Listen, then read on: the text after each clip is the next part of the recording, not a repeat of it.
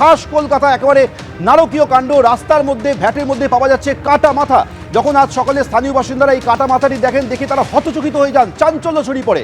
পুলিশকে খবর দেওয়া হয়, পুলিশ এসে গোটা বিষয়টি তদন্ত শুরু করেছে। প্রশ্ন উঠছে যে একেবারে রাস্তার মাঝে এই কাটা মুন্ডুটি এলো কি করে, কে খুন করলো? গোটা বিষয়টি পুলিশ পারিপার্শ্বিক তথ্য প্রমাণ স্থানীয় বাসিন্দাদের বক্তব্য নিয়ে জানার চেষ্টা করছে। টিসিএসএসডি বিদিশা কলিতা তিনি ঘটনাস্থলে গিয়েছিলেন, কি বললেন শোনাবো। দেখুন, এখনো খুব প্রিলিমিনারি স্টেজে ইনভেস্টিগেশনটা আছে। একটা সেভার্ড হেডটা পাওয়া গেছে। এখন পুলিশ পুরো সব জিনিসগুলো খুঁটিয়ে দেখছি, আমরা ইনভেস্টিগেশন করছি কেসটা। Thank you. খাস কলকাতায় পৈশাচিক কাণ্ড। টালিগঞ্জে গ্রাহামস রোডে ভ্যাটের মধ্যে মিলল কাটা মাথা। বহুতলের পিছনের ভ্যাটে কাটা মাথাটি দেখতে পান স্থানীয় বাসিন্দারা। প্লাস্টিকের ব্যাগের মধ্যে মোড়া ছিল এই মাথা। কাটা মুন্ডু উদ্ধার করেছে গল্ফগ্রিন থানার পুলিশ।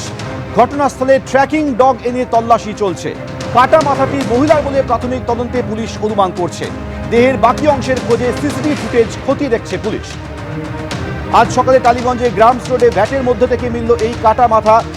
এই ঘটনায় তীব্র চাঞ্চল্য তৈরি হয়। ইতিমধ্যে ট্র্যাকিং ডগ এনে তল্লাশি চলছে।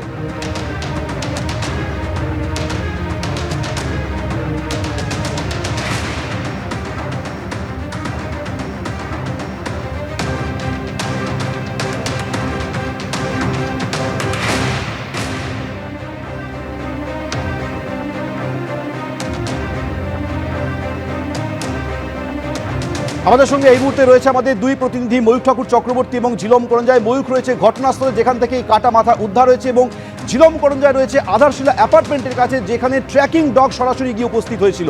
কী কারণে সেইখানে ট্র্যাকিং ডগ গেল, সেই বিষয়টি পুলিশ খতিয়ে দেখছে। ময়ূখ, প্রথমে জানতে চাইব, পুলিশের প্রাথমিক অনুমান এই কাটা মাথাটি একজন মহিলা। সেই মহিলার পরিচয় কি, দেহের বাকি অংশ কোথায়, কোনো সূত্র কি পুলিশ পেল?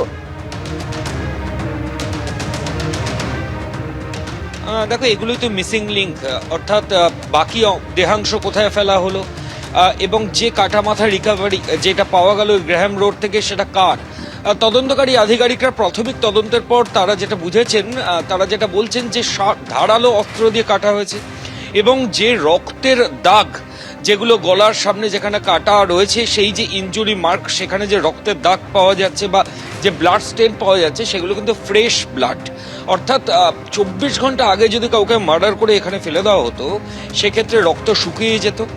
কিন্তু ব্লাড স্টেন দেখে তদন্তকারী আধিকারিকরা মনে করছেন যে গোটা ঘটনা আততায়ী 12 ঘন্টার মধ্যেই করেছে। অর্থাৎ খুব অনেকদিন আগে কাউকে মার্ডার করে তার দেহাংশ এখানে ফেলে যাওয়া, এমনটা কিন্তু নয়। অর্থাৎ 12 ঘন্টার মধ্যেই গোটাটা হয়েছে ইনজুরি মার্ক দেখে, এমনটি তদন্তকারী আধিকারিকরা মনে করছেন। বিকেলবেলা কাটাপুকুর মর্গে পোস্টমর্টম হবে এবং তারপর এই গোটা বিষয়টা আরও পরিষ্কার হবে পুলিশের কাছে। এবার দ্বিতীয়ত হচ্ছে, পুলিশ আধিকারিকরা প্রথমে যেটা করতে চাইছেন যে এই যে মাথাটা, এটা আইডেন্টিফিকেশন, এটা কার? তদন্তকারী আধিকারিকরা যেটা অনুমান করছেন যে শনাক্ত প্রক্রিয়া যদি হয়ে যায়, সেক্ষেত্রে ব্যক্তিগত প্রতিহিংসা যদি মারাত্মক লেভেলে না থাকে, না হলে কাউকে এরকম নৃশংসভাবে খুন করা যায় না। সেই জায়গা থেকেই তদন্তকারীদের অনুমান যে মারাত্মক প্রতিহিংসার জায়গা থেকেই এই যুবতীকে এইরকম নৃশংসভাবে খুন করা হয়েছে। সেক্ষেত্রে তাকে যদি আইডেন্টিফাই করা যায়, তার উপর কার গ্রাজ ছিল, কোনো অশান্তি হয়েছিল কিনা, এই গোটা ছবিটা তারপর স্পষ্ট হবে। ইতিমধ্যে এই গ্রাহাম রোডের সিসিটিভি ফুটেজ, তার যে হার্ড ডিস্ক, সেটা লালবাজারের মনিটরিং সেলের যারা অফিসার, সাইবার ক্রাইমের যারা অফিসার, তারা ইতিমধ্যে নিয়েছেন। সাসপিশিয়াস মুভমেন্ট, সন্দেহজনক মুভমেন্ট, সেগুলো দেখা হচ্ছে। একটা সিসিটিভি ক্যামেরা পাওয়া গেছে, যেটা গ্রাহাম রোডের এখানে এন্ট্রি এক্সিট, কারা কারা ঢুকছেন বেরোচ্ছেন এরকম কিছু লোককে পাওয়া যাচ্ছে, কিন্তু এখনো তাদের মধ্যে বার করা যায়নি যে তাদের মধ্যে কার মুভমেন্টটা সাসপিশিয়াস। এবং তদন্তকারীদের কাছে সবচেয়ে চ্যালেঞ্জিং যেটা, যে বাকি দেহাংশগুলো সেগুলো কোথায় ফেলা হয়েছে। আমরা মাস 6 আগে ওয়াটগঞ্জ থানা এলাকায়, সেখানে একই ধরনের খুনের ঘটনা ঘটেছিল, এবং সেখানেও আমরা যেটা দেখেছিলাম যে বাকি বডি পার্টটা তখনই রিকভারি হয়েছিল যখন অভিযুক্ত অ্যারেস্ট হয়েছে।